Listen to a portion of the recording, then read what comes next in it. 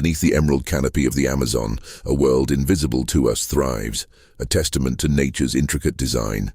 Here, deep within the labyrinth of roots and damp earth, lies a city not of stone, but of life itself. This is the domain of the leafcutter ants, a superorganism of millions, each individual a cog in a perfectly synchronized machine. Day and night, a constant procession of workers marches along well-trodden highways, their powerful mandibles slicing through leaves with surgical precision. They are not eating these fragments, but carrying them back to their subterranean fortress. Deep inside the nest, these leaf pieces are chewed into a pulp, becoming the fertile ground for a specialized fungus, the colony's sole source of food. This is a metropolis humming with purpose, a complex society built on cooperation, from the smallest gardeners tending the fungus to the mighty soldiers guarding the entrances.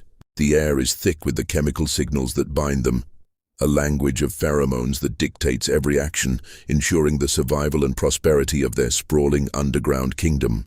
The delicate balance of this hidden empire is shattered by a new, ominous presence. From the shadowed undergrowth, a different scent drifts on the humid air, a scent of aggression and hunger. A rival army, the notorious army ants, is on the move. Driven by an insatiable need for protein and territory, their nomadic swarm sweeps across the forest floor like a living tide, a disorganized but utterly relentless force. The first encounters are swift and brutal. Lone leafcutter scouts, venturing too far from their familiar trails, are ambushed and overwhelmed in seconds. These are not mere territorial disputes, they are declarations of war. The army ants, a blind, seething mass of bodies, follow the chemical trails of their victims back towards the source, their goal not conquest, but annihilation.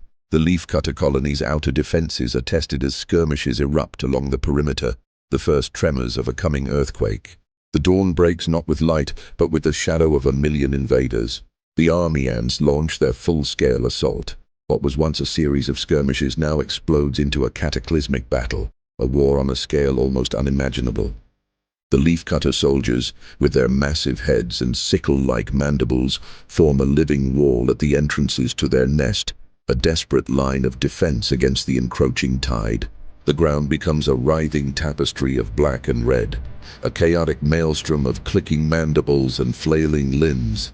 Army ants surge forward in waves, their sheer numbers a weapon in itself, climbing over their own fallen to breach the defenses. It is a scene of organized chaos, where individual survival is meaningless and only the colony's fate matters. Leafcutters drag their wounded back into the tunnels, while others sacrifice themselves to slow the enemy's advance, their bodies forming a grim barricade. The very air buzzes with the fury and desperation of a kingdom fighting for its existence. The storm of war eventually recedes, leaving a scarred and silent landscape in its wake. The army ants, having taken their fill of brood and defenders, move on, their destructive path continuing through the jungle. For the leafcutters, the aftermath is a scene of devastation. Their once bustling highways are littered with the dead, and the entrances to their nest are choked with debris and fallen warriors. The colony is broken but not extinguished. Deep within the earth, the survivors begin the slow, arduous process of rebuilding. Workers clear the dead and repair the tunnels, while the queen, the heart of the colony, continues her tireless duty of laying eggs, birthing a new generation to replace the lost. The fungus gardens, miraculously protected in the deepest chambers, must be tended back to health. It is a grim, determined struggle for survival, a testament to their incredible resilience.